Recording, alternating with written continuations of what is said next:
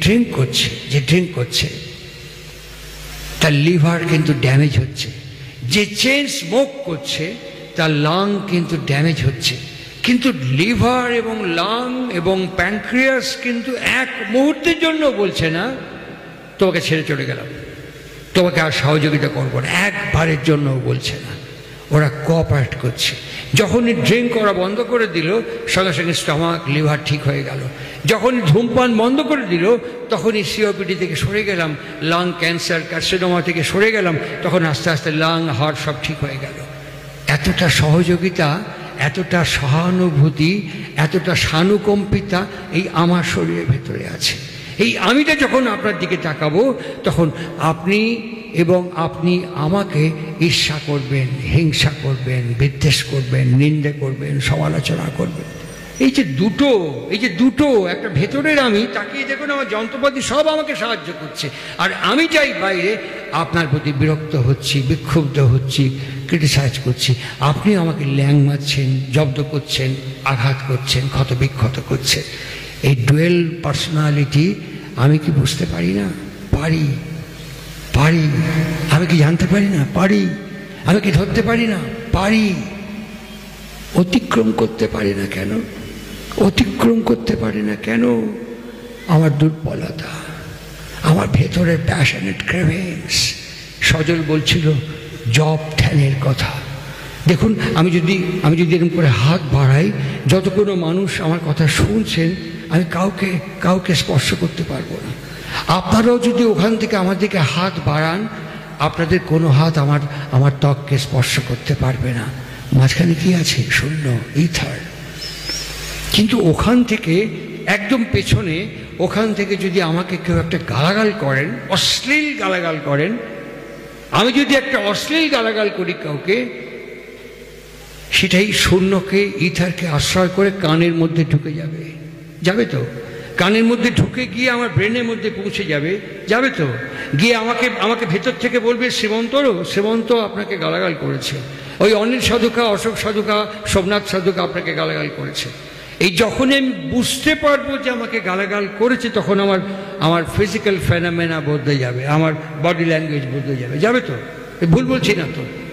তখন আমি আস্তেন গুটিয়ে কি বললেন এগিয়ে যাব, আমার ভেতরে রিয়াকশান হবে। একটা অত্যন্ত নিকৃষ্ট নিচুর শব্দ, একটা অত্যন্ত নিকৃষ্ট শব্দ যদি আমার ভেতরের infrastructure, cellular structure, total human স্ট্রাকচারকে এতখানি পরিবর্তন করে, এতখানি অ্যাক্টিভেট করতে পারে, he who comes the above region of complexes, যিনি প্রবৃত্তির ঊর্ধ্বমার্গ থেকে নেমে এসে আমাকে একটা শব্দ দান করলেন, সেই শব্দ আমাকে কেন পরিবর্তন করতে পারবে না? ওইখানে সিগন্যাল হয়েছে লাল, বড় বড় ট্রাক, ছোট ছোট গাড়ি দাঁড়িয়ে আছে, মোটর বাইক দাঁড়িয়ে আছে, একটা লিকপিকে লোক একটা লিকপিকে সাইকেল নিয়ে দুটো ট্রাকের মাঝখান দিয়ে এরকম করে গলতে যাচ্ছে। অল অফ এ সাডেন যদি সিগন্যাল সবুজ হয়ে যায়, ট্রাক সঙ্গে সঙ্গে ছেড়ে দিলে পরে ক্লিনসড হয়ে যাবে, জাস্ট লাইক এ স্যান্ডউইচ। লোকটার দিকে তাকিয়ে গাড়ির জানলা দিয়ে লোকটাকে দেখলাম, ভাবলাম স্বেচ্ছায় বিপন্নতাকে স্বীকার করছে। বিপন্ন পাড়ায় দাঁড়িয়ে বলছি, স্বেচ্ছায় বিপন্নতাকে স্বীকার করছে। এর বিদ্যা থাকতে পারে, বুদ্ধি থাকতে পারে, অর্থ থাকতে পারে, বিদ্যে থাকতে পারে, খ্যাতি থাকতে পারে, প্রতিষ্ঠা থাকতে পারে, কিন্তু সাধারণ জ্ঞান নেই। সাধারণ জ্ঞান একদম নেই। আমি গতকাল রাত্রিবেলা আমার বাড়িতে কয়েকজন ভদ্রলোক এসছেন, কথা বলতে বলতে তিনি নাকের মধ্যে আঙুল দিয়ে এরকম করে খুঁটলেন। আমার সামনে বসে আমি ওকে চা আর বিস্কুট দিয়েছি, উনি নাকের মধ্যে খুঁটলেন আমার সামনে, খুঁটে ওই হাতে বিস্কুটটা খাচ্ছেন। আমি জানি তিনি খুব বিদ্বান ব্যক্তি, অসম্ভব প্রতিষ্ঠিত ব্যক্তি, আমাকে এ হাটে কিনে ও হাটে বিক্রি করতে পারি, কিন্তু বুঝতে পারলাম এই লোকটার সাধারণ জ্ঞান নেই। কৃষ্ণ প্রসন্ন জিজ্ঞেস করছেন ধর্ম করলে কি হয়, শেষে ঠাকুর টঙ্কের আফানাই আনসার করছেন, সাধারণ জ্ঞান বাড়ে। যারা দীক্ষিত মানুষ আছেন, যারা লেখাপড়া জানেন না, আমাদের সতীর্থা যাদের কোনো ইউনিভার্সিটির সার্টিফিকেট নেই, কিন্তু তাদের ভাণ্ডারে একটা জিনিস আছে, সহজ জ্ঞান, সাধারণ জ্ঞান। সদাচারে বাঁচে বাড়ে, লক্ষ্মী বাধা তার ঘরে। এই সাধারণ জ্ঞানটি দীক্ষার ভেতর দিয়ে তারা অর্জন করেছেন বলেই প্রত্যেকের কাছেই দেখবেন এরকম একটা ডিবে থাকে, এরকম একটা কন্টেনার থাকে, যখনই কিছু খেতে দেওয়া হয় বটম অফ ফিঙ্গার তারা ধুয়ে ওটি স্পর্শ করে খায়, খাওয়ার পরেই ওই বটম অফ ফিঙ্গার ধুয়ে ওয়াশ করে আবার লিপটাকে আবার ওয়াশ করে নেয়। এই সাধারণ জ্ঞানটি যে কোনো সায়েন্টিস্ট, যে কোনো ফিজিশিয়ান, যে কোনো প্যাথোলজি টেকনিশিয়ান, যে কোনো প্যাথোলজিস্টকে জিজ্ঞেস করলে ওরা বলবে yes this is hygienic way of life, yes this is correct. Thakur Anukulchandra তার এই বিরাট বিশাল কর্মকাণ্ডের মধ্যে আমাদের মতন সামান্য ছোট্ট সংখ্যক মানুষকে এই সাধারণ জ্ঞানটা ইনহেরিট করেছেন। কৃষ্ণপ্রসন্ন স্টান্ট হয়ে গেলেন, কেননা তিনি ইউনিভার্সিটিতে পড়াতে এই সহজ সাধারণ শব্দবন্ধ শোনেননি, সদাচারে বাঁচে বাড়ে লক্ষ্মী বাধা তার ঘরে, এটা উনি শোনেননি। শিকলি ঝেড়ে ধোয় না হাত, বক্ষ ব্যাধির হয় উৎপাত। এখন তো সিজন চেঞ্জ করছে, অরবিটাল চেঞ্জ হচ্ছে সিজনের, এরকম ফ্যাঁত করে এরকম ঝেড়ে দিয়েই ট্রেনে এরকম করে ধরে দিব্যি যাচ্ছে। আবার আঙুল দুটো যাতে কেউ দেখতে না পায় ওই রডের মধ্যে এরকম করে মুছে দিচ্ছে। নেমে গেল একটা স্টেশনে, পরের স্টেশনে আরেকজন উঠে ওই রডটা এরকম করে ধরলো, তারপরে বাদাম টাইম পাস করতে করতে একটা বাদাম দিত, একটা বাদামে ছোলা ছাটিয়ে দিন, ওই হাত দিয়ে বাদাম টুকটুক করে খাচ্ছি। কেমন আছেন, ভালো আছেন তো? বাদাম খেতে খেতে যাচ্ছি। 6 মাস 7 মাস 1 বছর বাদে ঘুক কাশতে অসুস্থ হলাম। এই ভারতকে জিজ্ঞেস করবো যে তোমার কাছে দীক্ষা নিলাম, কাশি হলো কেন? তোমার কাছে দীক্ষা নিলাম, অনুকূল ঠাকুরকে প্রত্যেক মাসে ইষ্টবিধি 30 দিনে পাঠাচ্ছি, বুকে ছবি করতে বললো, এরকম অসুবিধা হলো কেন হলো? সবচাইতে বড় ডিফেক্ট, সবচাইতে বড় ত্রুটি আমাদের, আমরা ইভেন্টকে প্রত্যক্ষ করি, তার বিহাইন্ড এ কজ এবং রিজনস। আমরা ঘটনাকে দর্শন করি, কিন্তু ঘটনার পেছন দিকে যে কারণ এবং কার্যনিহিত হয়ে আছে ওকে আমরা বুঝতে পারি না। কেন পারি না? আমাদের সাধারণ জ্ঞান আছে কিনা জানি না। সাধারণ জ্ঞান থাকলে এটা আমরা খুঁজে বার করতে পারতাম। সাধারণ জ্ঞানের খুব অভাব। কৃষ্ণপ্রসন্ন পূজনীয় ঋত্বিকাচার্য শ্রী শ্রী ঠাকুরকে সেকেন্ড কোশ্চেন করছেন, দীক্ষা নিলে পরে কি হয়? ধর্ম করলে তো সাধারণ জ্ঞান বাড়ে, দীক্ষা নিলে কি হয়? ঠাকুর ওই আগের মতনই একই সঙ্গে twinkle of an I answer করছেন।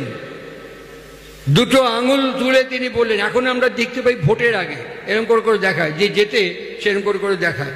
ঠাকুর দুটো আঙুল তুলে বললেন ইনস্ট্যান্ট দুটো জিনিস গ্রো করে আফটার ইনিশিয়েশন। দীক্ষার সঙ্গে সঙ্গে দুটো জিনিস গ্রো করে। কৃষ্ণপ্রসন্ন জিজ্ঞাসা করছেন কি? শ্রী শ্রী ঠাকুর বলছেন অবজারভেশন অ্যান্ড দেন ফার্দারেন্স। প্রথমে হচ্ছে পর্যবেক্ষণ, তারপরে হচ্ছে ক্রমাগতি।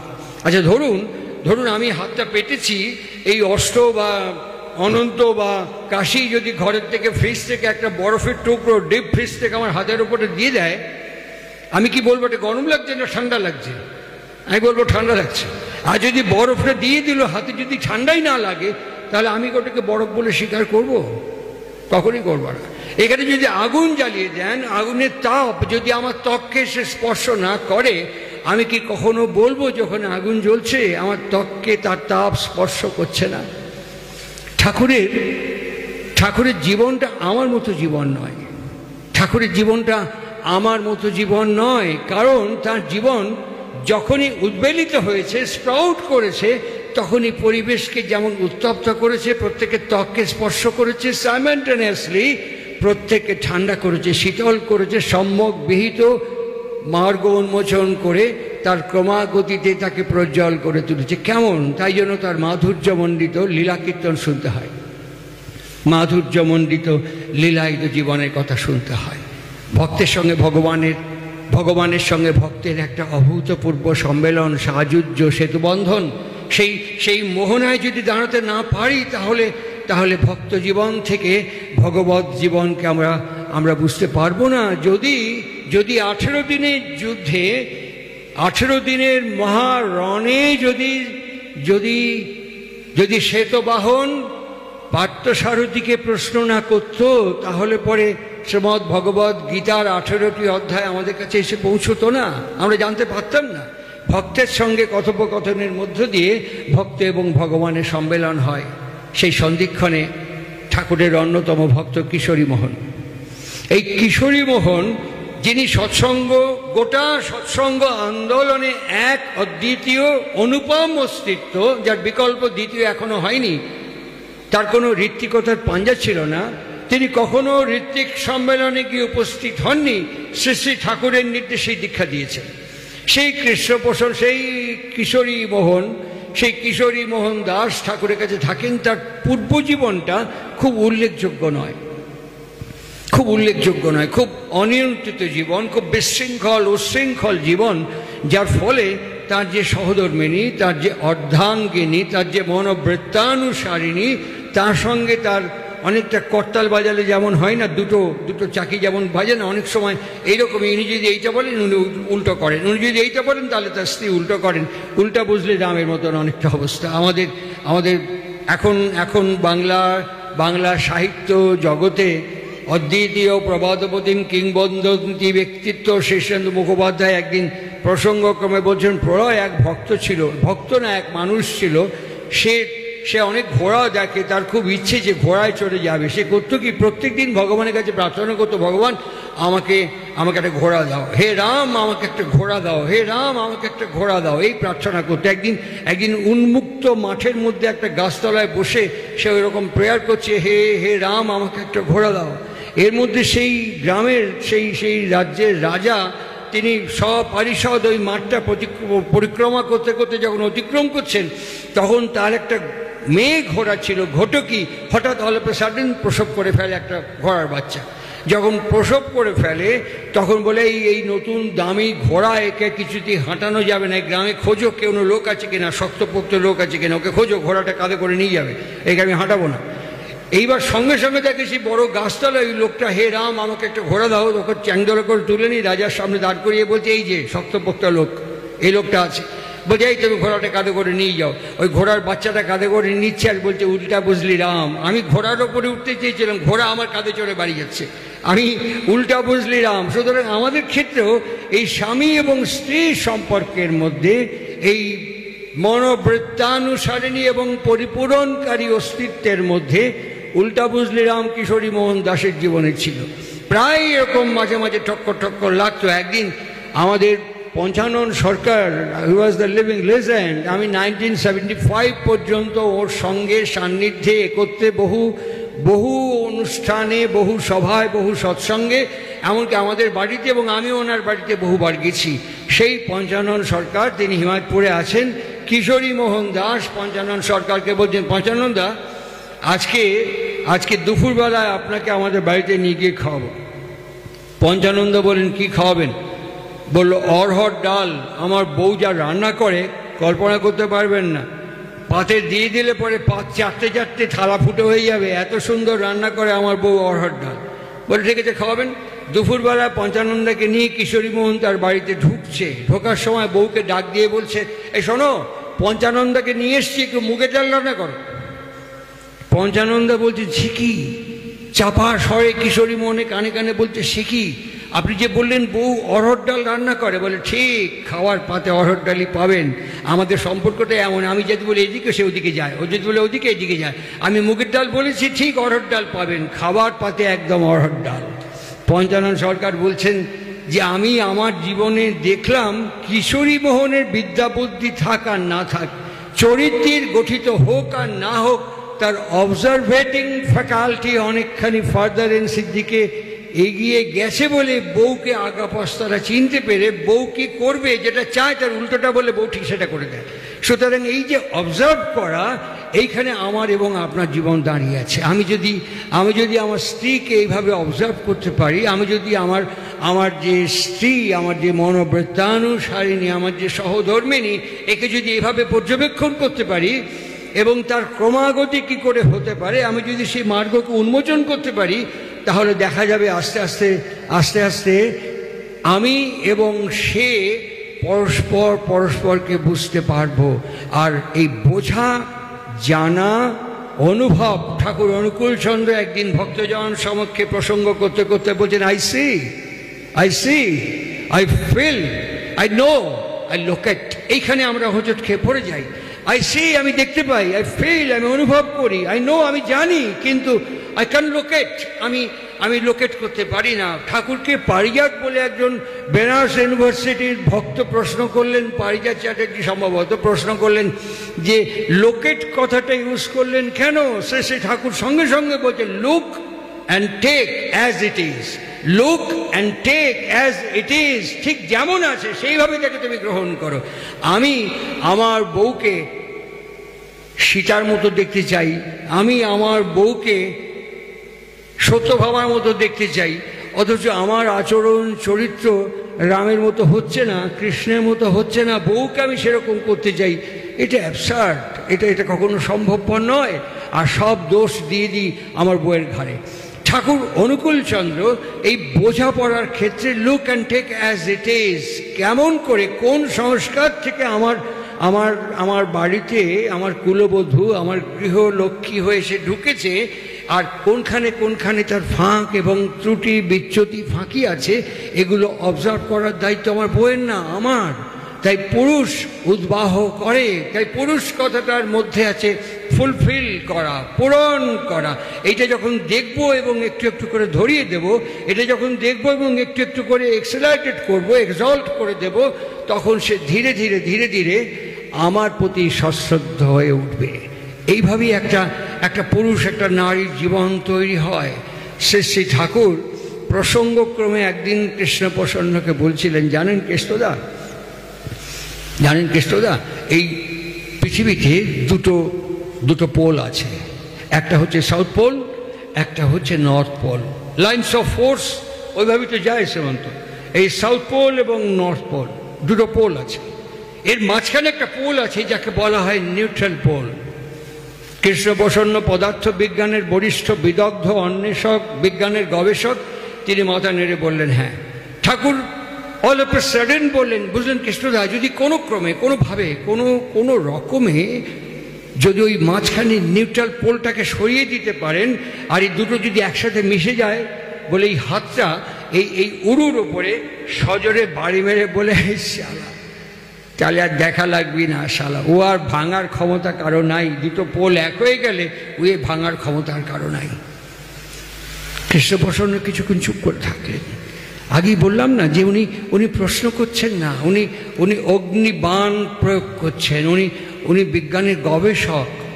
বিজ্ঞান কখনো প্রবাদ বাক্যকে বিশ্বাস করে না, বিজ্ঞান কখনো প্রচলিত ভাবকে স্বীকার করে না, বিজ্ঞান হাইপোথেসিসকে বিশ্বাস করে না। বিজ্ঞান প্রমাণ চায়, আদালত প্রমাণ চায়, আদালত সাক্ষী চায়, বাস্তবতা চায়।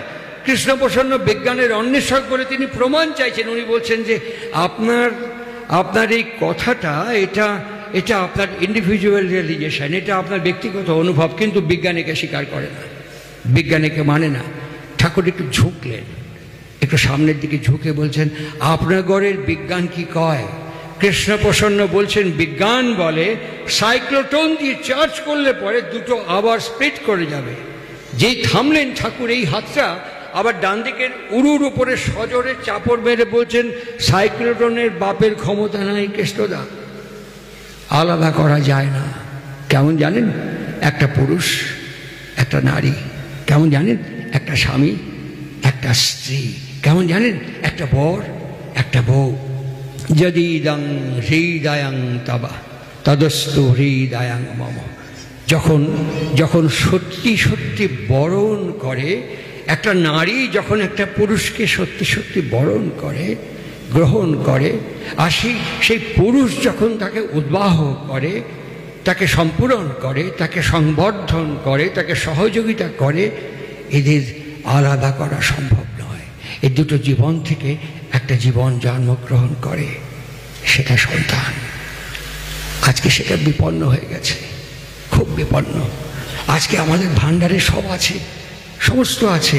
আমরা বৃহস্পতিকে নিয়ে নাসা গবেষণা করছে। বৃহস্পতিতে প্রচুর লাভা, রিসেন্টলি ট্রেস পাওয়া গেছে, প্রচুর লাভা। আজকে নাসা থেকে বৃহস্পতি পর্যন্ত পৌঁছে গেছি, কিন্তু আমার সামনে, একদম আমার সামনে আমার স্ত্রী, একদম আমার সামনে আমি আমার নিজের বাবা, নিজের মা, নিজের ঘর, নিজের পরিবার, নিজের সংস্কার, নিজের সংস্কৃতি থেকে যে পরিবারে কুললক্ষ্মী, কুলবধূ, গৃহবধূ হয়ে আসলাম, আমার সামনে, একদম সামনে আমি একে ভালো করে টের পাচ্ছি না, বুঝতে পারছি না, একে জানতে পারছি না। আমি পরশুদিনকে গেছিলাম অনিল সাধুকার এক আত্মীয়ের বাড়ি, তার ছেলের শালার বিয়ে উপলক্ষে, সেখানে কথাটা বলেছিলাম। এরকমই আজকেও রিপিট করছি, অনেক মায়েরা আছেন, আজকেও রিপিট করছি আমি কথাটা। একজন এরকমই উৎসবের সৎসঙ্গে এসছে, তার ছেলের বিয়ে হয়েছে। ওকে বললাম যে আপনার ছেলে তো বিয়ে হয়ে গেল। বলছে হ্যাঁ। বৌমা কেমন হয়েছে? কোনো উত্তর দিল না, খালি মুখটা এরকম করলো, ব্যায়াম করলো। আমার 7-8 দিন 10 দিন বাদে বৌমার সঙ্গে দেখা হলো। বললাম তোমার তো নতুন বিয়ে হয়েছে, এই বাড়িতে এসছো, শাশুড়ি কেমন? একটা কথা আছে হিন্দিতে, সমঝদার কে লিয়ে ইশারাই কাফি হ্যায়।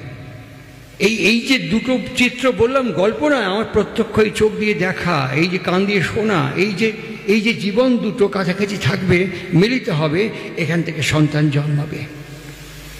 কপালটা চাপড়াবে কে? ভগবান, মেয়ের বাবা মা, ছেলের বাপ মা, না যার পেটে জন্মগ্রহণ করবে, যে 10 মাস 10 দিন ধারণ করে ভূমিষ্ঠ করে প্রসব করে ভূমিষ্ঠ করে বড় করে তুলবে, কপাল চাপড়াবে তো সে। আমরা কপাল চাপড়ানোটাকে স্বীকার করেছি। আমাদের অনেক বিদ্যে আছে, কিন্তু আমরা কি বলবো সাধারণ জ্ঞান আছে। আমরা একটা সিনেমা দেখেছিলাম, তার মধ্যে একটা গান ছিল, বেশ করেছি, প্রেম করেছি, করবই তো, পাছা পেরে শাড়ি হয়ে দুলবই তো। দুলুন, দোলনায় দুলুন, নাগরদোলায় দুলুন, পাছায় দুলুন, কোনো আপত্তি নেই, যেখানে খুশি দুলুন। প্রেম কাকে বলে আমরা জানি না।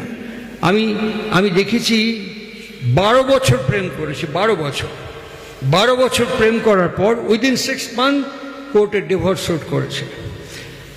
হাকিম খুব বিস্মিত হয়ে বলছে আপনারা 12 বছর প্রেম করেছেন, 6 মাসের মধ্যে ডিভোর্স শুট করেছেন। বলছে আরে মশাই, 12 বছর তো পার্কে, থিয়েটার হলে, সিনেমা হলে, রাস্তায় ঘুরে ঘুরে গল্প করেছি, কথা বলেছি, প্রেম করেছি, পাশাপাশি বালিশ নিয়ে এক খাটে তো কখনো শুইনি। এই 6 মাস শুচ্ছি, তাতে ডিভোর্সের কারণ কি? বলে নাক ডাকা। হ্যাঁ নাক ডাকা। আমি ইএনটি থেকে, পালমোনোলজি থেকে, সমস্ত টেস্ট থেকে সব কিছু দেখিয়েছি, কিন্তু এই নাক ডাকা বন্ধ হয়নি। এটা জেনেটিক্যাল ডিজিজ। আমি পাগল হয়ে যাব। আমি ওকে ওই ঘরে শুতে দিয়েছি, ছাদে শুতে দিয়েছি, ছাদ ভেদ করে শব্দ নিচে নেমে আসে, সেই নাক ডাকার কি আওয়াজ, এই থাকা যাবে না, আমি মরে যাব। শুধু নাক ডাকার জন্য ডিভোর্স হয়ে গেল। বাস্তব কথা বলছে, মিথ্যে কথা বলছি না। আমি প্রত্যক্ষ করেছি। সে লয়ার, আমার খুব পরিচিত, আমার বন্ধুস্থানীয়। সে আমাকে বলছে জানো বড় একটা কেস করলাম, নাক ডাকার জন্য ডিভোর্স হয়ে গেল 6 মাসের মধ্যে, 12 বছরের প্রেম।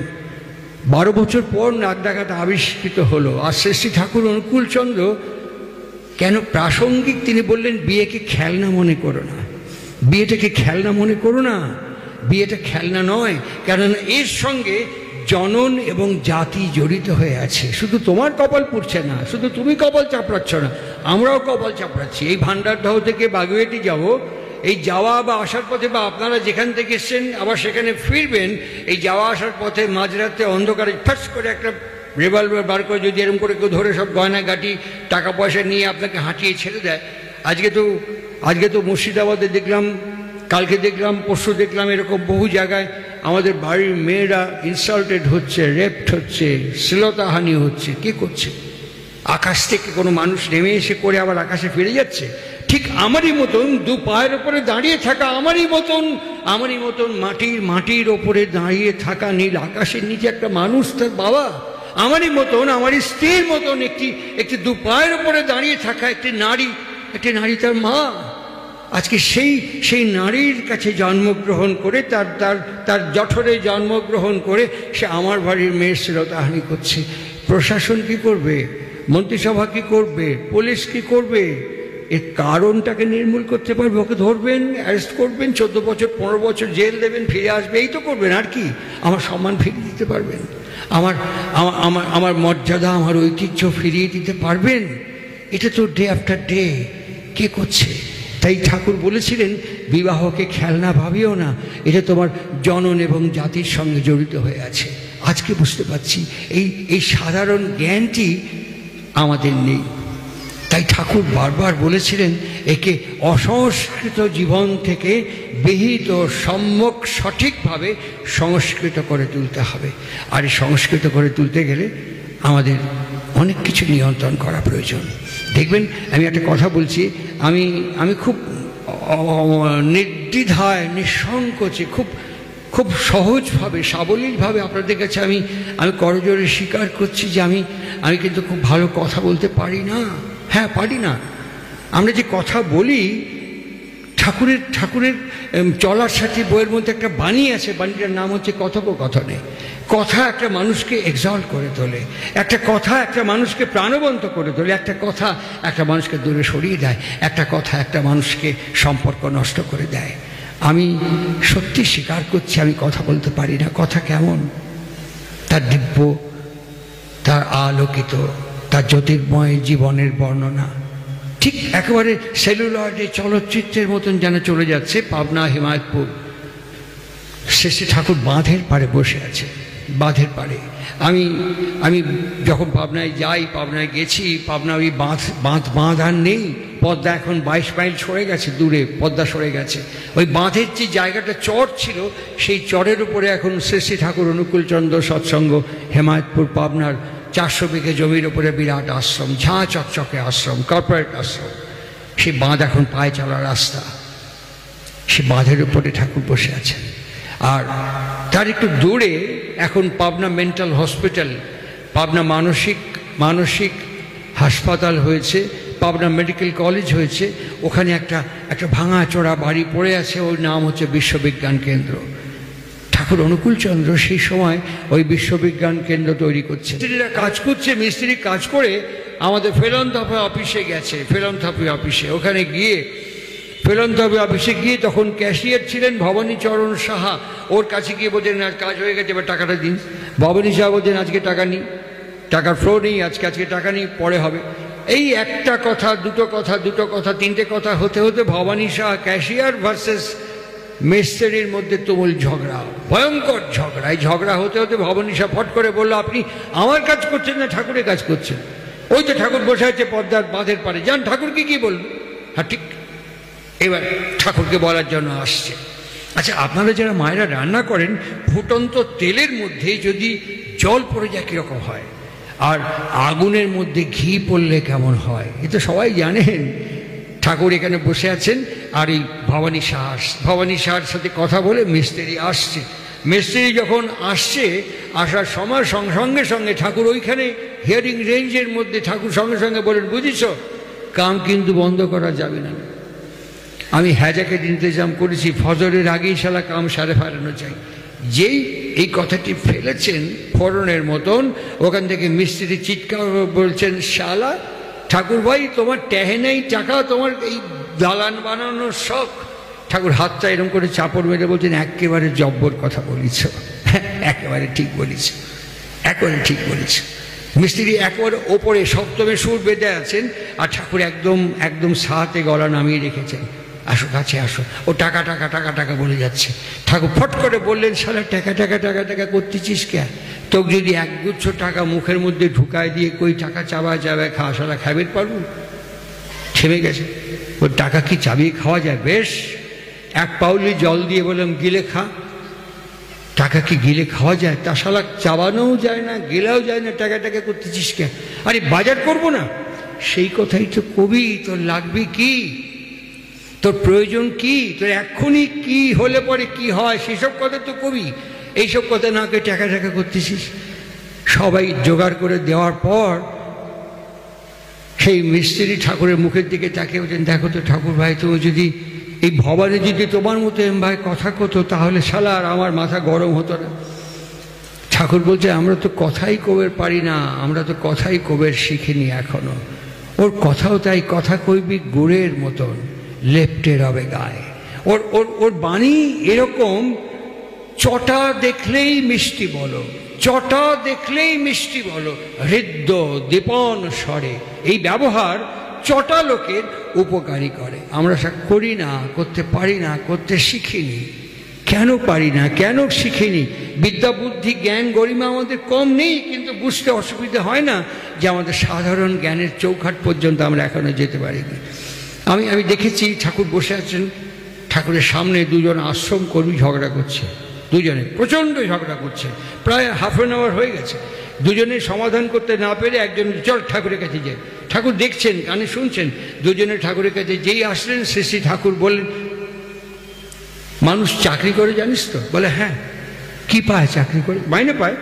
মানুষ ব্যবসা করে জানিস তো? হ্যাঁ। ব্যবসা করে লাভ কি? মুনাফা হয়। তা তোরা যে এতক্ষণ ঝগড়া করলি, তোগরের ফয়দা কি? দুজনেই চুপ করে থাকলো, দুজনেই চুপ করে থাকলো। ভেবে দেখবেন আমরা ঝগড়া করি, আসলে আমি কিন্তু ঝগড়া করি না। ঠাকুর বড় সুন্দর বলছেন, আমি এখনো পর্যন্ত পাইনি, দেখিনি, শুনিও নি। ঠাকুর বলছেন মানুষের সংজ্ঞা হচ্ছে কতকগুলো ভাবের সমষ্টি। মানুষ হচ্ছে কতকগুলো ভাবের সমষ্টি। মানুষকে রাগিয়ে দিলে একরকম ভাব, মানুষকে প্রশংসা করলে একরকম ভাব। মানুষের সবসময় ভাব হচ্ছে how to make, how to earn. নিজেকে বিকশিত করতে চায়, নিজেকে প্রকাশিত করতে চায়। আদতে মানুষের সত্তা কি চায়? রবীন্দ্রনাথ বলেছেন, হৃদয় আমার চায় যে দিতে, কেবল নিতে নয়, বয়ে বয়ে বেড়ায় সে তার যা কিছু সঞ্চয়। আমি অনেক ধনী মানুষের সান্নিধ্যে গেছি, ভারতবর্ষে প্রচুর ধনী মানুষের সান্নিধ্যে গেছি। বিশাল প্রাসাদের মতো বাড়ি। আমি তাকিয়ে দেখেছি, সে যখন রাত্রিবেলা শোয়ে 3.5 জায়গার বেশি তার দরকার, দিলেও নিতে পারে না। ও তার যতটুকু দরকার ওই জায়গার বেশি সে শুতে পারে না। মানুষ প্রচুর উপায় করে, কিন্তু যখন ভাত পেতে দেয়, খেতে দেয়, তার স্টমাক যতটুকু নেবে তার বেশি সে আর নিতে পারে না। আর এইখানেই আমাদের সমন্বয়ের সংঘাত সৃষ্টি হয়ে যায়। আমার কথার উপসংহার পর্বে ফিরছি। আমি তখন দেওঘর আশ্রমে থাকি। ভারতবর্ষের কেন্দ্রীয় পূর্ণমন্ত্রী ছিলেন কেপি সিংদেও। এই কেপি সিংদেওর নিমন্ত্রণে উড়িষ্যার লোক, আশ্রম থেকে একবার ওর আমন্ত্রণে আমরা ঢেঙ্কানাল গিয়েছিলাম, উড়িষ্যার জঙ্গলে। ওখানকার যে রেঞ্জার ছিলেন তিনি সব ঘুরে ঘুরে দেখালেন একটা সুন্দর একটা নদী নেমে গেছে। নদীটা খুব আহামরি নয়। রেঞ্জার বললেন যে এই নদীতে জঙ্গলে যত জানোয়ার থাকে ওরা একটা নির্দিষ্ট সময় আছে প্রত্যেকের, সেই সময় প্রত্যেকে একই নদী থেকে জল খেয়ে যায়। জানেন তো, প্রত্যেকের মধ্যে খাদ্য সম্পর্ক। ওকে সামনে পেলে ও ওকে সামনে পেলে সঙ্গে সঙ্গে খেয়ে নেবে, কিন্তু ওদের দেখা হয় কম, ওরা এখানেই জল খায় বলে খুব জোরে হেসে উঠলেন। আমাদের পাশে এক ভদ্রলোক ছিলেন, তিনিও খুব জোরে হাসলেন। আর যে পূর্ণমন্ত্রী তিনি খুব গম্ভীর হয়ে সবুজ গাছের দিকে তাকিয়ে থাকলেন। আমি পরে জেনেছিলাম এই যে খুব জোরে ডান দিকের লোকটি হাসলো আর পূর্ণমন্ত্রী যে গম্ভীর হয়ে গেল, এই হাসা লোকটি ওই মন্ত্রীর চরম বিরোধী দলের চরম সমালোচক, চরম নিন্দুক। আর সেই জন্য জোরে হেসে উঠল এই কথায়, আর মন্ত্রী খুব গম্ভীর হয়ে তাকিয়ে থাকলো। আমার অনেক পরে মনে হয়েছিল আমার ক্ষেত্রেও তা সত্যি। তাকে দেখুন যে ড্রিঙ্ক করছে তার লিভার কিন্তু ড্যামেজ হচ্ছে, যে চেইন স্মোক করছে তার লাং কিন্তু ড্যামেজ হচ্ছে। কিন্তু লিভার এবং লাং এবং প্যানক্রিয়াস কিন্তু এক মুহূর্তের জন্য বলছে না তোমাকে ছেড়ে চলে গেলাম, তোমাকে আর সহযোগিতা করবো না, একবারের জন্য বলছে না। ওরা কোঅপারেট করছে। যখনই ড্রিঙ্ক করা বন্ধ করে দিল সঙ্গে সঙ্গে স্টমাক, লিভার ঠিক হয়ে গেল। যখনই ধূমপান বন্ধ করে দিল তখনই সিওপিডি থেকে সরে গেলাম, লাং ক্যান্সার, কার্সিনোমা থেকে সরে গেলাম, তখন আস্তে আস্তে লাং, হার্ট সব ঠিক হয়ে গেল। এতটা সহযোগিতা, এতটা সহানুভূতি, এতটা সানুকম্পিতা এই আমার শরীরের ভেতরে আছে। এই আমিটা যখন আপনার দিকে তাকাবো তখন আপনি আমাকে ঈর্ষা করবেন, হিংসা করবেন, বিদ্বেষ করবেন, নিন্দে করবেন, সমালোচনা করবেন। এই যে দুটো একটা ভেতরের আমি, তাকিয়ে দেখুন আমার যন্ত্রপাতি সব আমাকে সাহায্য করছে, আর আমি চাই বাইরে আপনার প্রতি বিরক্ত হচ্ছি, বিক্ষুব্ধ হচ্ছি, ক্রিটিসাইজ করছি। আপনি আমাকে ল্যাং মারছেন, জব্দ করছেন, আঘাত করছেন, ক্ষতবিক্ষত করছেন। এই ডুয়েল পার্সোনালিটি আমি কি বুঝতে পারি না? পারি। আমি কি জানতে পারি না? পারি। আমি কি ধরতে পারি না? পারি। অতিক্রম করতে পারি না কেন? আমার দুর্বলতা, আমার ভেতরের প্যাশনেট ক্রেভিংস। সজল বলছিল জব ধ্যানের কথা। দেখুন আমি যদি এরকম করে হাত বাড়াই, যত কোনো মানুষ আমার কথা শুনছেন, আমি কাউকে স্পর্শ করতে পারবো না। আপনারাও যদি ওখান থেকে আমার দিকে হাত বাড়ান, আপনাদের কোনো হাত আমার ত্বককে স্পর্শ করতে পারবে না। মাঝখানে কি আছে? শূন্য, ইথার। কিন্তু ওখান থেকে একদম পেছনে, ওখান থেকে যদি আমাকে কেউ একটা গালাগাল করেন, অশ্লীল গালাগাল করেন, আমি যদি একটা অশ্লীল গালাগাল করি কাউকে, সেটাই শূন্যকে ইথারকে আশ্রয় করে কানের মধ্যে ঢুকে যাবে, যাবে তো? কানের মধ্যে ঢুকে গিয়ে আমার ব্রেনের মধ্যে পৌঁছে যাবে, যাবে তো? গিয়ে আমাকে ভেতর থেকে বলবে শ্রীমন্ত আপনাকে গালাগাল করেছে, ওই অনিল সাধুকা, অশোক সাধুকা, সোমনাথ সাধুকা আপনাকে গালাগাল করেছে।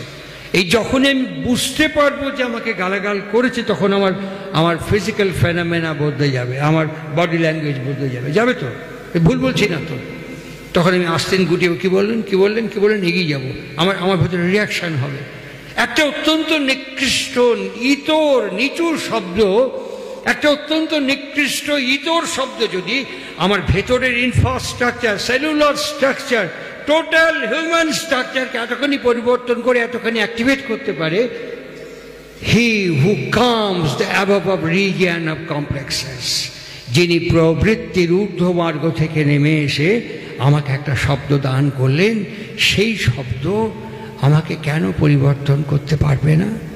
যাকে শ্রী শ্রী ঠাকুর নারায়ণী কেরানি বলেছেন, এই শব্দটি শ্রী শ্রী ঠাকুর অনুকূল চন্দ্রকে সরাসরি জিজ্ঞেস করছেন প্রফুল্ল কুমার দাস। ঠাকুর, আমি অনেক যোগী, সাধক, মুনি, অনেক ঋষিকে আমি দেখেছি আমার জীবনে। উনি শ্রীরামকৃষ্ণ সমন্বয়াচার্য অবতার বরিষ্ঠায় শ্রী শ্রী রামকৃষ্ণের একদম প্রত্যক্ষ শিষ্য স্বামী শিবানন্দজি মহারাজ, যার সন্ন্যাস নাম হচ্ছে মহাপুরুষ মহারাজ, তার কাছ থেকে সরাসরি দীক্ষাপ্রাপ্ত ছিলেন। উনি সরাসরি ঠাকুরকে জিজ্ঞেস করছেন। আমি অনেককে দেখেছি, অনেক প্রবলেম নিয়ে মানুষ তাদের কাছে যখন গেছে, এই সমস্যার কথা বললো, শুনে কিছুক্ষণ চোখ বন্ধ করে বললো যাও ঠিক হয়ে যাও, আর ঠিক হয়ে গেছে। যখন বলেছে ঠিক হয়ে গেছে, কিন্তু আমরা উইথ দ্য ডিসাইপল অফ পরমপিতা শ্রী শ্রী ঠাকুর, আমরা এরকম প্রচুর মানুষের জন্য প্রেয়ার করেছি, আমরা অসংখ্য মানুষের জন্য প্রার্থনা করেছি, কিন্তু আমাদের প্রার্থনা সবসময় সঠিক হয় না, আমাদের প্রার্থনা সবসময় কার্যকরী হয় না। What is the cause and root, এটা একটু বলবেন?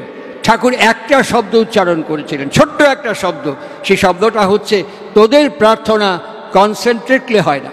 ঠিক এই শব্দটি ব্যবহার করে বলেছিলেন তোদের প্রার্থনা কনসেন্ট্রেটলি হয় না।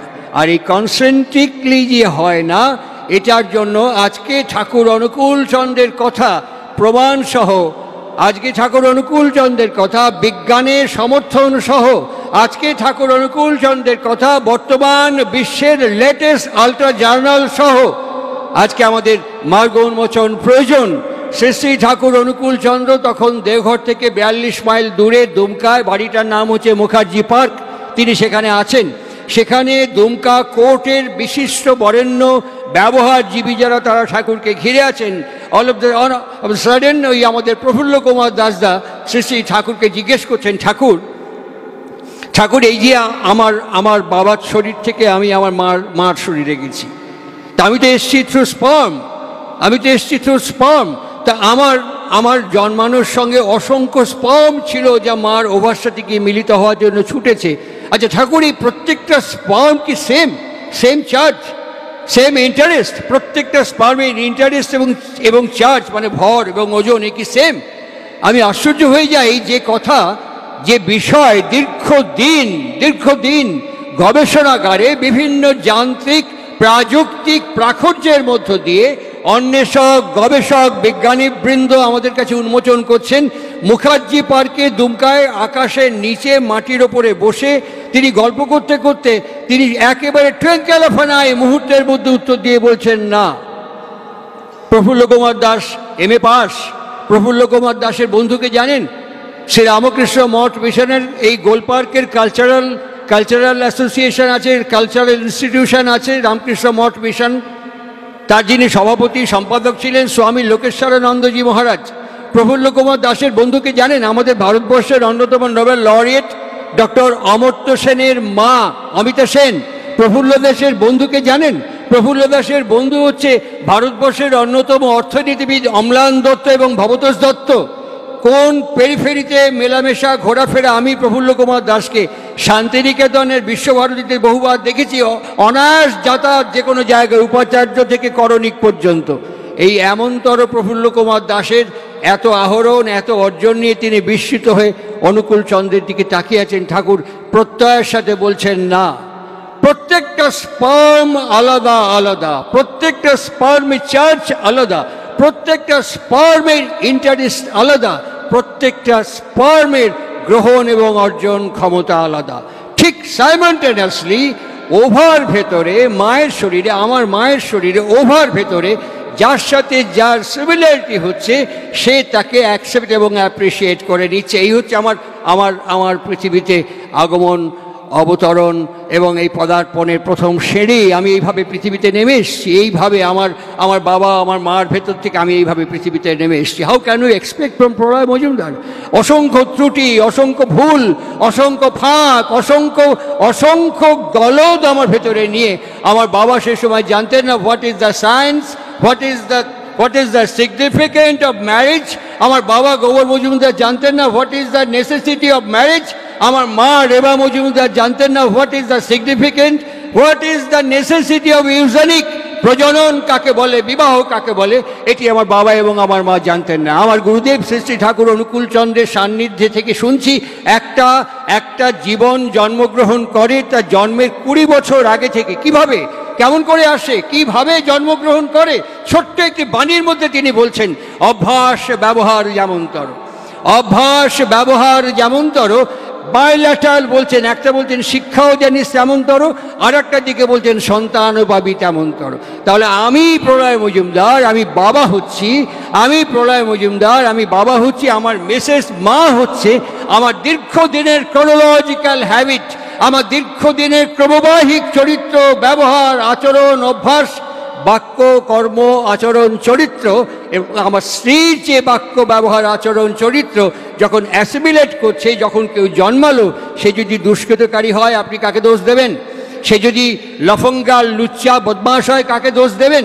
সে যদি সমাজ বিরোধী হয় কাকে দোষ দেবেন? সে আজকে যদি আমরা ক্রোনোলজিক্যালি আমাদের গ্রাফিক্সকে একবার পর্যালোচনা করে দেখি, রবীন্দ্রনাথ ঠাকুরের পর ঠিক সেই রকম বিশ্বকবির ব্যক্তিত্বের অস্তিত্ব এখন অবতরণ করেননি। বিদ্যাসাগরের পর এখনো পর্যন্ত ওই বর্ণপরিচয় লেখার মতন ওই ব্যক্তিত্বের অস্তিত্ব এখন অবতরণ করেননি। এখনো পর্যন্ত ফ্যারাডে, আইনস্টাইন, আমরা হকিংকে দেখলাম, লাস্ট চলে গেলেন কিছুদিন আগে। এই হকিংকে দেখলাম একটি অসাধারণ কথা আমাদের বর্তমান বিজ্ঞানের ফিজিক্স উচ্চারণ করেছেন। আমরা বলছি যে এখানে আলো আছে, বিজ্ঞানটা বলে না। আমরা বলছি ওখানটা একদম অন্ধকার, বিজ্ঞানটা বলে না। আমরা বলছি এখন প্রচণ্ড শীত, ঠান্ডা পড়েছে, তাই এসব গায়ে চাপিয়ে এসছি, বিজ্ঞানটা বলে না। বিজ্ঞান কি বলে জানেন? পদার্থবিদ্যা কি বলে জানেন? ওরা বলছে এখানে অন্ধকারের অনুপস্থিতি, ওরা বলছে অন্ধকারের মধ্যে আলোর অনুপস্থিতি। এখানে বলছে আমার যে এত শীত করছে, ঠান্ডা লাগছে, এখানে তাপের অনুপস্থিতি। ঠিক সাইমনটেনিয়াসলি শ্রী শ্রী ঠাকুর অনুকূল চন্দ্র কথা বলছেন, তোমার জীবন যে কনসেন্ট্রিক নয়, সেই কারণে কোনো কনসেন্ট্রিক পার্সনিফাইড আইডিয়ালের অনুপস্থিতি তোমার জীবনের ব্যালেন্স এবং কোঅর্ডিনেশনকে নষ্ট করে দিচ্ছে। কোনো পার্সনিফাইড লিভিং আইডিয়াল তোমার সামনে না থাকাতে, those are all abstract ideal. তুমি তোমার ইচ্ছে মতো নুরখ হয়ে গোবিন্দায় নম বলে যা ইচ্ছে তাই করবে তুমি, তা কিন্তু চলবে না। যা ইচ্ছে তাই করবে তুমি, তা কিন্তু চলবে না। ভালো ছাড়া মন্দ করলে পরিস্থিতি ছাড়বে না। এই বিপন্নতার মধ্যে আমরা বিপন্ন পাড়ায় পরম প্রেমময় শ্রী শ্রী ঠাকুর অনুকূল চন্দ্রের আলোকময় জীবনকে অবলম্বন করে মার্গ উন্মোচনের দিকে এগোচ্ছি। খুব সংক্ষেপে আমার উপসংহারে ফিরবো আমি। তার মাধুর্যমণ্ডিত জীবন, পাশাপাশি দুটো চিত্র। আগেরটা বলেনি, এটা আমার কথা নয়, এটা আমি এই লিলুয়াতে কিছুক্ষণ আগে বলে আসলাম, বা কলোরা বা ডোমজুড়ে এর আগেও বলে থাকতে পারি, এটা রিপিটেডলি হয়তো শুনে থাকতে পারেন, বা আমার কথা এই যারা এই দেবাশিসের বাবা কার্তিকেরা যারা পরিবেশন করেন হয়তো এদের চ্যানেলেও দেখে থাকতে পারেন। তা হোক, আমি আবার রিপিট করছি কথাটা, যদি শুনেও থাকেন আবার রিপিট করছি। এটা সঞ্জীব চট্টোপাধ্যায়ের কথা, আমি জাস্ট আপনাদের কাছে পরিবেশন করছি মাত্র। সঞ্জীববাবু লিখছেন যে একটি ভদ্রলোক বিয়ে করেছেন, তার মা আছে এবং তার স্ত্রীকে নিয়ে এসছেন। আসার পরে মা, বিয়ের আগে পর্যন্ত মা একটু গুড়াকু মাসতো, মা একটু পান দোক্তা সব খেত। আর প্রত্যেক দিন ছেলে যখন অফিসে বেরোতো মাকে জিজ্ঞেস করতো, মা তোমার দোক্তা আছে, তোমার গুড়াকু আছে, তোমার পান আছে, সুপুরি আছে, বারবার জিজ্ঞেস করতো। তা মা বলতো হ্যাঁ, প্রত্যেক দিন জিজ্ঞেস করতো, প্রত্যেক দিন বলার সঙ্গে সঙ্গে নিয়ে এসে হাজির করতো। আর ঠিক বিয়ের বেশ কিছুদিন পার হয়ে যাওয়ার পর এখন বাড়িগুলো তো খুব সুন্দর, ফ্যান্টাস্টিক ডিজাইন। আগেকার মতো বাড়িঘর তো এখন আর দেখতে পাওয়া যায় না। একটা ঘুরেই বিশাল একটা ডাইনিংয়ের মতন একটা লাউঞ্জ, তার উপর থেকে দোতলায় উঠে যাওয়ার মতো একটা স্টেয়ার, একটা ওপরে একটা ব্যালকনি, তারপর সে ঘর। নিচের ঘরে সবসময় বাপ মা ছাই হয়, সুতরাং বাপ মা ওই নিচের ঘরই থাকছে। যুক্তি হচ্ছে হাঁটুতে ব্যথা, কোমরে ব্যথা, পড়ে যেতে পারো, সিট হুইটি ভাঙতে হবে না, ওই নিচেই থাকো, নিচে আমরা লজ্জরে ফ্যান লাগিয়ে দিচ্ছি, ওতেই চলবে, নিজের মধ্যে ঘোরাঘুরি করো। মা বাবাও তাই মেনে নেয়, ঠাকুরদা ঠাকুমাও তাই মেনে নেয়। সুতরাং ওই নিচের ঘরে মা থাকে। ছেলে যখন নেমে আসে প্রত্যেক দিন বলে বাবা আমার দোকটা ফুরিয়ে গেছে, জর্দা ফুরিয়ে গেছে, পান সুপুরি ফুরিয়ে গেছে। ছেলে বুটে ফিতে বাঁধতে বাঁধতে শোনে, ডিক ডিক ডিক ডিক করে বেরিয়ে চলে যায়। বেশ কিছুদিন বাদে একদিন মা দেখছে, রোজ ভুলে যায়, একদিন দেখছে যে ওপরের থেকে তার বউ, মানে কয়েকদিন হলো, 1 মাস হয়েছে, বউ ফিরে এসে ব্যালকনিতে এরকম করে ভর দিয়ে, এখন তার হ্যাগো শুনছো চুরি নাড়িয়ে ডাকা এসব উঠে গেছে, এখন ডাকগুলো খুব সুন্দর এসছে, হাই। আর সুতোর ফিতে বাঁধতে বাঁধতে এরকম করে তাকানোর সঙ্গে সঙ্গে বলছে হাই, এই দেখো এরকম করে একটু চুলকালাম, গায়ে এরকম খড়ি বেরিয়ে যাচ্ছে, প্লিজ একটা নিভিয়া আজকে এনো কিন্তু। তখন মাথাটা নেড়ে চলে গেল। আর মা পাশ থেকে বলছে আমার দোকটা জর্দা সুপুরি পান চলে গেল। ফিরে আসার পর গিন্নি ওপরে ব্যালকনি যেরকম করে দাঁড়িয়ে আছে, তখন বলছে নিভিয়া ছুড়ে দিয়ে দিল, ফট করে ক্যাচ করে নিলে, একদম ফট করে লুপে নিয়ে নিলে এরকম করে। আর মা তখন বলছে যে আমার দোকটা পান জর্দা গুড়াকু ভুলে গেছি, পরে আনবো। তুই বউয়ের আঁচলের তলে চলে গেলি, এই কদিন বিয়ে হওয়ার পর বউ যা বলছে প্রম্পট কাজ করছে, আর তোকে আমি এতদিন থেকে বলছি, একটুও মাথার মধ্যে থাকছে না। মাকে 2 হাত ধরে নিয়ে একটা টুলের ওপরে বসিয়ে বলছে মা কিছু মনে করো না, দুঃখ পেও না, এটা হচ্ছে টেকনিক্যাল ফল্ট। আরে বাবা, কেবল ফল্ট জানি, টেলিফোন খারাপ হয়, ইলেকট্রিক খারাপ হয়, কেবল ফল্ট হয়, টেকনিক্যাল ফল্ট আবার কি? বলছে টেকনিক্যাল ফল্ট কি জানো, আমি যখন বেরোই তখন তুমি আমাকে কানে কানে পুটু পুটু করে বলো প্যারালাল, এখান দিয়ে ঢোকে, এখান দিয়ে ফাঁস করে হাওয়ায় মিলিয়ে যায়। আর তোমার বৌমা কিরম বলে জানো, আমি যখন শুই প্রত্যেক দিন সারাদিনের ধকলের পর ক্লান্ত হয়ে শুই, তখন আমার বউ এরকম করে গুঁতো মেরে বলে তুমি যে খাটটায় শুয়েছেন এটা আমার বাবার দেওয়া, তোমার বিয়ের সময় বউ ভাতে যে খরচা করেছেন ওটা আমার বাবার দেওয়া, তুমি যে ডিগ ডিগ ডিগ ডিগ করে যাও না ওটা আমার বাবার কিনে দেওয়া। আর তোমাকে এতদিন থেকে বলছি একটুখানি মনে থাকলে একটা নিভিয়া নিয়ে আসতে পারো না, একটা নিভিয়া আনতে পারো না, একটা নিভিয়া আনতে পারো না। এই প্রত্যেক দিন গুঁতো খাই, একটা কান এরকম করে শুনি, শুয়ে থাকি, বালিশে একটা কান প্যাক করা থাকে আর একটা কান দিয়ে ঢুকে স্ট্রেট ব্রেনে গিয়ে হিট করে। মা বুঝেছি, একদম স্ট্রেট ব্রেনে হিট করে, ওই জন্য ওটা প্রম্পট হয়। আর তুমি বলো এখান দিয়ে ঢুকে এখান দিয়ে বেরিয়ে যায়, ওই জন্য মুশকিল।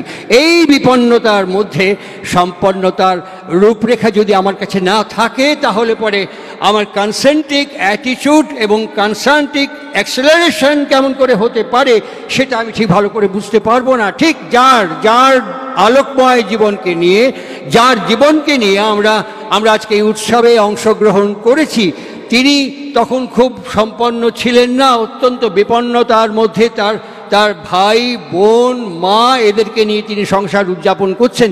তার বিবাহিতা স্ত্রী, যাকে আমরা শ্রী শ্রী বড়মা বলি, একটু মোটাসোটা ছিলেন। একটা মাত্র ভালো কাপড় ছিল, যে কাপড়টা পরে উনি লোকজনের সামনে বাইরে বেরোতেন, আর কাপড় ছিল না। আর একটা গামছা ছিল, যে গামছাটা অনেক বড় মাপের, গামছাটা গায়ে জড়িয়ে তিনি মাদুরে মাটিতে তার স্বামীর পাশে শয্যা গ্রহণ করতেন। সেদিন বসতে গিয়ে ফ্যাস করে পুরনো হয়ে গিয়েছিল, পাছের কাছে গামছাটা ফেসে যায়, ফুটো হয়ে যায়। তিনি শুয়েই তার স্বামী, আজকের যিনি আমাদের পরম প্রেমময় শ্রী শ্রী ঠাকুর অনুকূল চন্দ্র, বিবেকানন্দ কিছুক্ষণ আগে গান গাইছিলেন, মানুষই তনু আশ্রয় করে যুগের শেষে যিনি আবির্ভূত হলেন, তিনি কি বার্তা দিলেন আমার কাছে? তার আচরণ, তার বিচলন, তার বেনির্মাণ কি চিত্রিত করলো চালচিত্রের মতো আমার কাছে। তিনি এসে সঙ্গে শুয়েই তার স্বামীকে বলছেন, জানো আমার না এই একটাই, তুমি আমাকে একটা গামছা দিতে পারো? তখন স্বামী অনুকূলচন্দ্র পাশে শুয়ে আছেন। তখন যেই এই কথাটা শুনলেন, তাক করে সোজা হয়ে বসেই বলছেন, বড় বউ, শালা তুমি একটা ভুল করে ফেললে। বড় মা তখন বলছেন, ভুল করলাম? কি ভুল? আরে তুমি তো আমাকে বিয়ে করেছো, আমি তো তোমাকে বিয়ে করেছি, আমার হাত তোমার হাতের উপরে নিয়ে আমার অন্ন বস্ত্র বাসস্থান সব দায়িত্ব তুমি গ্রহণ করেছো। আমি আমার স্বামীকে বলবো নাকি পাড়ার লোককে বলবো আমার গামছার কথা? কি ভুল করেছি? ঠাকুর তখন বড়মা মুখের দিকে তাকিয়ে থেকে বলছেন, তুমি এই কথাটা আমার মাক করলে ভালো হতো। যাক, একবার বলিছ আর কিন্তু কয়ে না, কেমন? এরপর থেকে তোমার যা কিছু প্রয়োজন সব আমার মার কাছে কওয়া, বুঝেছ? এই বলেই তিনি অবিনাশ চক্রবর্তীকে ডাক দিলেন পরের দিন সকালে। ডাক দিয়ে বলছেন যে, অবিনাশদা, আপনি কলকাতায় গিয়ে একটা বড় বড় সাইজ জানেন তো, ওরকম একটা পেল্লায় গামছা কিনে নিয়ে আসবেন। আর সন্ধ্যেবেলার মধ্যেই পাবনা হিমায়তপুরে ঢুকবেন, ঢুকে গামছাটা বড় বউকে দেবেন না, গামছাটা আমার মার কাছে প্রণাম করে মার পায়ের কাছে রেখে কবেন কি, মা, গতকাল রাত্রে মা মহামায়া আমাকে একটা স্বপ্ন দেখাইছিল, আর সেই স্বপ্নটা দেখার পর আমাকে মহামায়া বললেন গামছাটা কিনে বড় মাকে দিতে, তে আপনার পায়ে আমি দিয়ে গেলাম, এইটুকু ছোঁয়া যাবেন, আর কিছু করা লাগবে না। মা বড় বউকে দিবেনি। ঠিক ওইটা ঘটে যাওয়ার পর বড় মাকে দিয়ে দিলেন মা মনমোহিনী দেবী। এবার অবিনাশ চক্রবর্তী শ্রী ঠাকুরকে জিজ্ঞেস করতে নিয়ে একটা সামান্য গামছার জন্য এরকম করে ঘুরপাকে এত নাটক করার দরকার কি ছিল? সরাসরি দিলেই তো হতো। কাঁধের ওপরে হাত দিয়ে ঠাকুর ভাটি বনের মধ্যে হাঁটতে হাঁটতে বলছেন, দেখেন আপনি যা করছেন তা একদম ঠিক, আপনি যা করছেন তা সর্বৈব সত্য, কিন্তু আমি যদি সঙ্গে সঙ্গে বড় বউর কথা শুনে বড় বউকে দিয়ে দিতাম, বড় বউর মনের মধ্যে কি কি হওয়ার সম্ভাবনা থাকতো শোনেন। বড় বউ ভাবতো স্বামী আমার সব, যা কিছু প্রয়োজন স্বামী কি কব, মাক না করলেও চলবে, দেওরদের না জানালেও চলবে, ভাইয়ের বউদের অত গুরুত্ব না দিলেও চলবে, স্বামী আর আমি আর স্বামী, এই বোধটা কাজ করবে। আর আমার মার ভেতরে কি কি সম্ভাবনা ছিল, মা ভাববে এই ছাওয়ালে বিয়ে দিলাম, শালা একটা বাচ্চা হয়েছে, এরই মধ্যে বড় বড় আঁচলের তলে পুটুলি হয়ে গেছে, আগে সব কথা আমার কথা অনুযায়ী চলতো, আর আমার কিছু জানা না, কয়ও না, বোঝেও না। এই যে হতো, আমার ভাই এবং ভাইয়ের বউরা ভাবতো বড়দা এখন বড় বৌদির কথা শোনে, আর বউয়ের যারা যা, বড় বউয়ের যারা যা, আমার যারা ভাতৃবধূ, তারা ভাবতো বড় ঠাকুর বড় বউ ছাড়া আর কিছু বোঝে না। এই বিপর্যয়ের সম্ভাবনা সংসারে থাকতো। আর আমি যা করলাম তাতে কি হলো জানেন? তাতে হলো কি, বড় বউ শালা সঙ্গে সঙ্গে বুঝে গেল আমার স্বামী হোক আর আসামি হোক, যাই হোক না কেন, এ মা ছাড়া জীবনে কিচ্ছু বোঝে না, যা কিছু সব মার কাছে কওয়া লাগবি। আর আমার ভাইরাও বুঝে গেল বড় ঠাকুরে বা বড়দাক এসব বলে কিছু হয় না, সব মার গোড়ায় মার ঠ্যাঙে দেওয়া লাগবি। এই যে বম্বে রোড, হাই রোড যত তৈরি হচ্ছে দেখবেন, আমি পশ্চিমবঙ্গ সরকারের বামফ্রন্ট আমলে একটি সেমিনারে গিয়েছিলাম দক্ষিণ 24 পরগনায়। সেখানে একটি আশ্চর্য তথ্য জানতে পেরেছি, যত হাই রোড দেখবেন তার দুপাশে গাছ পুঁতে দেওয়া হয়। কেন, কি জন্য গাছ পোতা হয়? হাই রোডের পাশে দেখবেন সবসময় গাছ পোতা হয়। হাই রোডের ওপরে হেভি ট্রাক, হেভি ভেহিকেল যাতায়াত করে, প্রচণ্ড কম্পন তৈরি হয়। যে সোলিংয়ের মধ্য দিয়ে রাস্তাটা তৈরি হয়, ওই প্রচণ্ড কম্পনে মাটিগুলো আলগা হয়ে যায়। আর যত গাছ পরপর লাগিয়ে দেওয়া হয়, গাছের শিকড় মাটির ভেতরে চলে যায়, আর মাটি ওই কাছাকাছি শিকড়কে আঁকড়ে ধরে, যার ফলে ওই ভাইব্রেশন অটোমেটিক্যালি অ্যাবজর্ব করতে পারে। যত রেল লাইন দেখবেন, রেল লাইনের ভেতরে অসংখ্য স্টোন চিপ, বড় বড় পাথর দিয়ে দেওয়া হয়। রেল যত গতিতে ছুটে যাক না কেন, ওই ভাইব্রেশন ওই মাটির সাথে পাথর ওটাকে অ্যাবজর্ব করে নেয়। আশ্চর্যের ব্যাপার। আমরা আগে গরু গাড়ি চড়তাম, এখন জেট গতিতে এসে গেছি। আগে আমরা লম্ফ, হ্যারিকেন, মোমবাতি জ্বালাতাম, এখন আমরা নেওন আলো জ্বালাচ্ছি। এখন আমরা ইনভার্টার ব্যবহার করছি। এখন ফট করে টিপলে পরে গোটা বিশ্ব আমাদের কাছে এত তীব্র গতিতে গতিস্মান হয়েছি। তাকিয়ে দেখবেন, ডক্টরেট, পিএইচডি, এমফিল এরকম করা প্রচুর মানুষ বিদ্যায় একবার অপটিমামকে টাচ করেছে, একটু টুস করে রাগিয়ে দেবেন, টুস করে একটু রাগিয়ে দেবেন। এই কিছুদিন আগে আমি অশোকদার বাড়িতে আসছিলাম, আমি সেদিন বলেছি অশোকদার বাড়িতে, কিছুদিন আগে আসার পরেই যে অঙ্কুরহাটি বলে একটি ক্রসিং আছে, অনেকক্ষণ দাঁড়িয়ে থাকে গাড়ি, একটা সবুজ আলো হলে গাড়িগুলো যায়, এই অঙ্কুরহাটি দুদিকেই যাওয়া যায়। আর এখানে যখন আমি আসছি, একটা লিকপিকে একটা লোক সাইকেলের উপরে বসে, দুদিকে দুটো হেভি ট্রাক, ওই গায়ে এরকম আকশা দেওয়া আছে যেখানে দড়ি দিয়ে মালগুলোকে বাঁধা হয়, দুটো ট্রাকের মাঝখানে ওই লোকটা সাইকেল নিয়ে ঢুকেছে। আমার আগে একটা গাড়ির ড্রাইভার ওকে বললেন যে, দাদা খুব ব্যস্ত, এইখানে ঢুকলেন আপনি, যদি ডাইনে বায়ে লরি ঘোরে তাহলে তো আপনি শেষ, স্যান্ডউইচ হয়ে যাবেন। ভদ্রলোককে উত্তর দিল জানেন, একটা ঠ্যাং মাটিতে এরম করে দিয়ে একটু ঝুঁকে সাইকেলটাকে নিয়ে ড্রাইভারের দিকে তাকিয়ে বলল, তোর বাবার রাস্তা সৌরে বাচ্চা। কি সুন্দর উত্তর। আমার গুরুদেব কি বলছে জানেন? কীরকম আহরণ দেখুন, কীরকম অর্জন দেখুন, ভালো জিনিস কীভাবে রিপ্রেজেন্টেশন হচ্ছে। ঠাকুর অনুকূল চন্দ্রের তাৎপর্য প্রাসঙ্গিকতা কোথায় জানেন? উনি বলছেন, ভাব ভাষাকে নিয়ে আসে, ভাষা কখনো ভাবকে আনে না। তাই একটা বিখ্যাত বরেণ্য ব্যক্তিকে যদি একটু রাগিয়ে দেন, ওই ডক্টরেটশিপ, একাডেমিয়া, তার ঠোঁট দিয়ে আর বেরোবে না, তার ঠোঁট দিয়ে তার ক্রনোলজিক্যাল জেনেটিক্যাল কনফিগারেশনের ভাষাগুলো বেরোবে। আবার একটি নিরক্ষর মানুষকেও যদি রাগিয়ে দেন, তার অ্যাটিটিউড এবং ফিজিক্যাল ফেনোমেনা দেখবেন তার ক্রনোলজিক্যাল হেরিডিটিকে ক্যারি করছে। ট্রেনে যখন যাতায়াত করতাম, 3 জনের সিট লোকাল ট্রেনে, 3 জনই বসে আছে, সবারই স্বাস্থ্য পাচা মোটামুটি ঠিকই, আর জায়গা নেই, তবুও দেখবেন আপনারা যাতায়াত করতে করতে ভিড় হয়ে গেলে একজন প্লিজ একটু অ্যাডজাস্ট করুন না, একটু সরে যান না, সরতে সরতে ঠেকে গেছেন আর জায়গা নেই, একটা সিটের কাঠের একটুখানি পিচ আর একটা এয়ারে হ্যাঙ্গিং হয়ে আছে, তবুও কিছুক্ষণ বসে ওর মধ্যে গুতুগুতি করতে থাকবে। আমাকে একদিন এরকম বলেছিল, প্লিজ একটু অ্যাডজাস্ট করুন না। আমি বললাম আপনি বসুন, আমি আমার হাঁটুতে কোমরে এখনো জোর আছে, আমি দাঁড়িয়ে যেতে পারবো, আপনি বসুন। তখন বলছে যে অ্যাটিটিউড ইজ এভরিথিং। আমি বললাম না, এরপরে একটু লেজ আছে, একটু লেজ আছে। Attitude comes from heredity. আমার গুরুদেব শ্রী শ্রী ঠাকুর অনুকূল চন্দ্র বলছেন অ্যাটিটিউড ইজ এভরিথিং নয়। অ্যাটিটিউড কোত্থেকে আসে? Attitude comes from heredity, and heredity is a depend upon a good compatible marriage and good eugenic. যেখান থেকে আমরা হাঁটা শুরু করেছিলাম, আমাদের গন্তব্যের কাছাকাছি চলে আসছি। দীক্ষা তাৎপর্য, উৎসবের তাৎপর্য, এই সাধারণ সভার তাৎপর্য, শ্রী শ্রী ঠাকুর অনুকূল চন্দ্রের প্রাসঙ্গিক প্রয়োজনীয়তার অপরিহার্যতা কোথায়, কেমন, আমরা এইখানে এসে আমরা আমাদের কনসেন্ট্রেসিটিকে রাখতে পারি না। যখনই আমার সিকোয়েন্স, আমার সিচুয়েশন, আমার সার্কামস্টেন্সেস কোনো রকম ডিস্টার্ব হয়, অসুবিধাগ্রস্ত পড়ি, তখন আমি আমার ব্যালেন্সটা হারিয়ে ফেলি, তখন আমি আমার নিয়ন্ত্রণকে হারিয়ে ফেলি। দেখবেন যত জেট গতি সম্পন্ন যানবাহন, তত নিয়ন্ত্রণ ক্ষমতা বেশি। আমরা জীবনে অনেক দূর এগিয়েছি, নিয়ন্ত্রণ করতে শিখিনি। নিয়ন্ত্রণ কি করে শেখা যায়? নিয়ন্ত্রণ কেমন করে হয়? নিয়ন্ত্রণ করবার মাপকাঠি, পদ্ধতি, প্রক্রিয়া কি? শ্রী শ্রী ঠাকুর অনুকূল চন্দ্র বলছেন ফার্স্ট ইনিশিয়েশন। আমরা সবাই দীক্ষিত, অনুকূল ঠাকুরের দীক্ষা না নিলেও সবাই দীক্ষিত। কেন বলছি জানেন?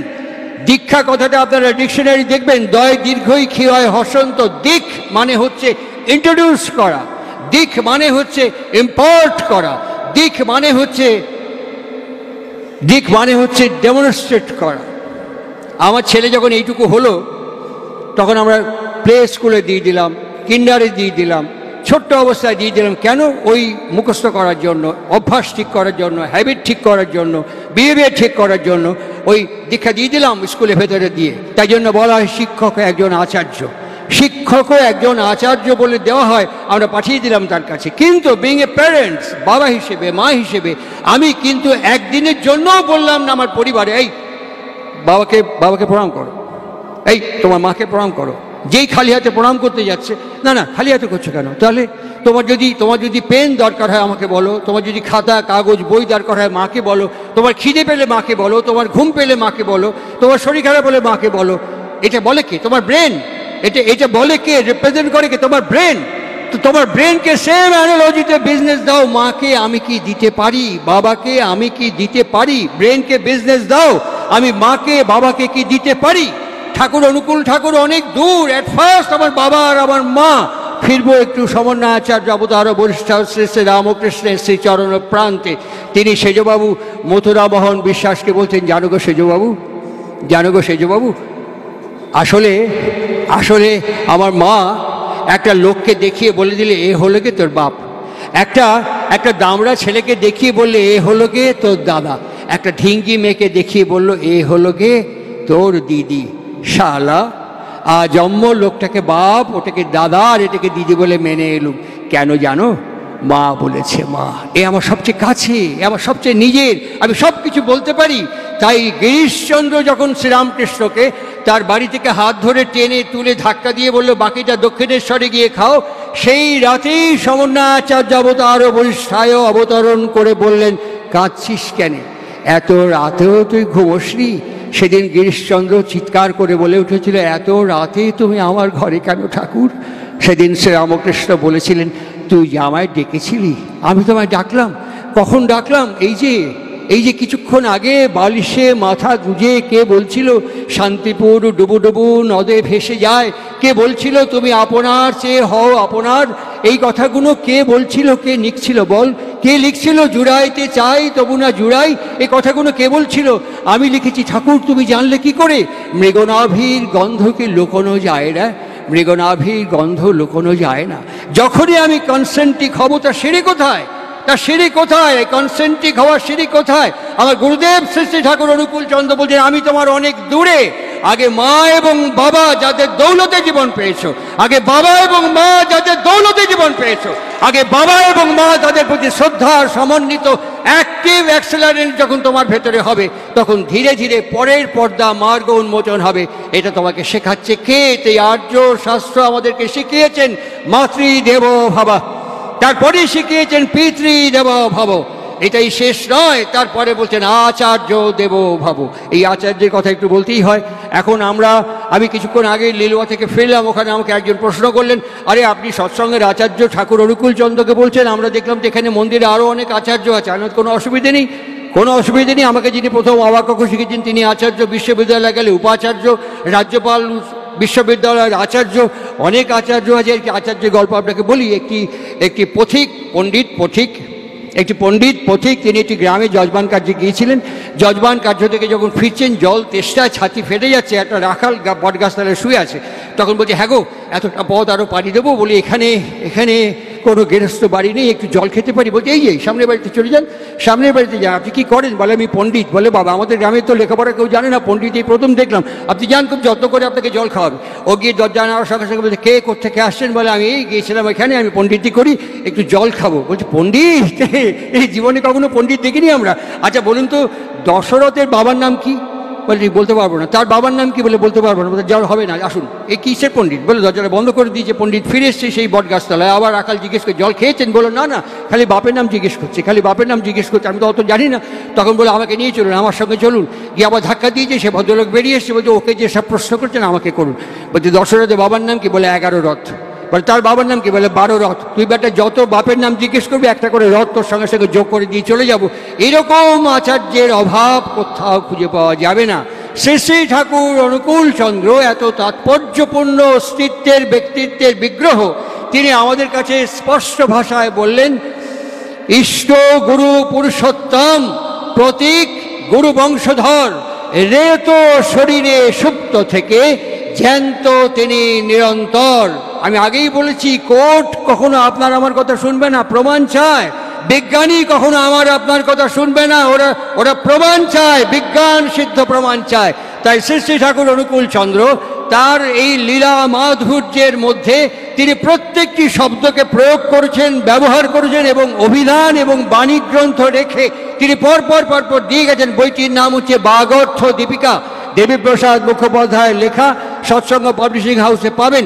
125 পাতা খুলবেন, ডান দিকের পাতায় ওপর দিকে দেখবেন রয় একার, ত বিসর্গ, রেত মানে অনেক, মানে স্পার্ম হয়, অনেক মানে হয়।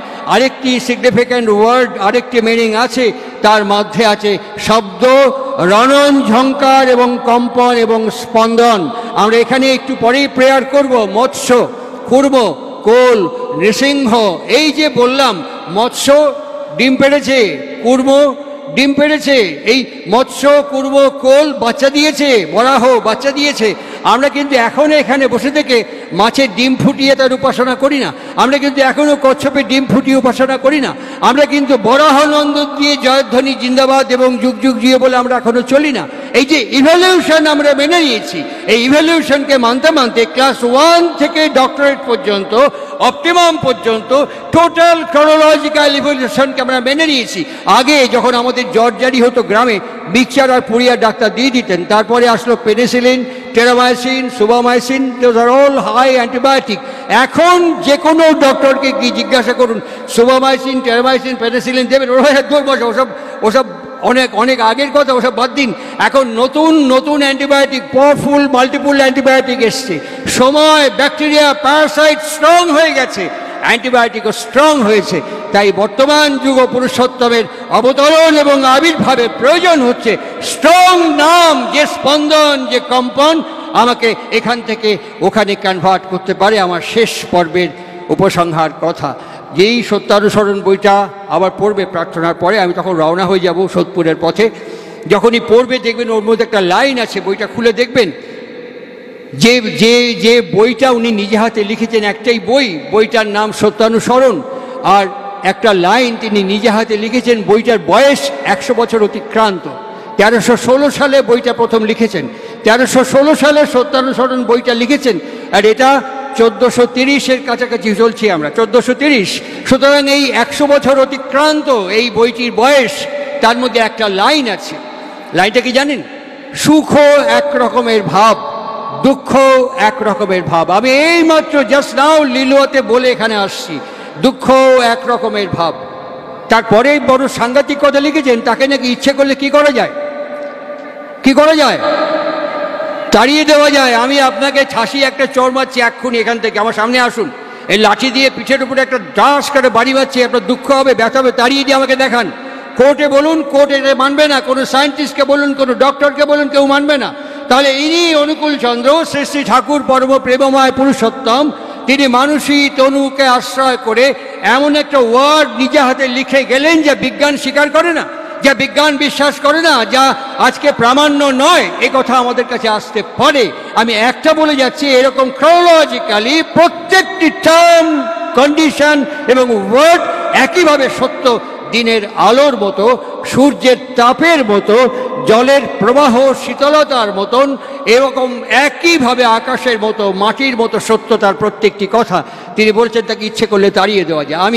আমি যখন খুব ছোট হাফ প্যান্ট পরি, ঠাকুর ঘরে ঢুকছি, ঢোকার সময় দেখবেন ওরা যে বসে আছেন, বাঁ পাটা, এটা নয় যেটা পা এম করে বসে আছেন, বাঁ পাটা ডান পায়ের ওপরে, ওই বাঁ পাটাই আমরা বলি না রাতুল চরণ, রাঙা চরণ, এসব বলি। এই কথাগুলো আমি অনেক শুনেছি জন্ম থেকে, কিন্তু হঠাৎ করে ঢুকে আমার চোখটা ঠাকুরের পায়ের দিকে গেছে পার্লারে।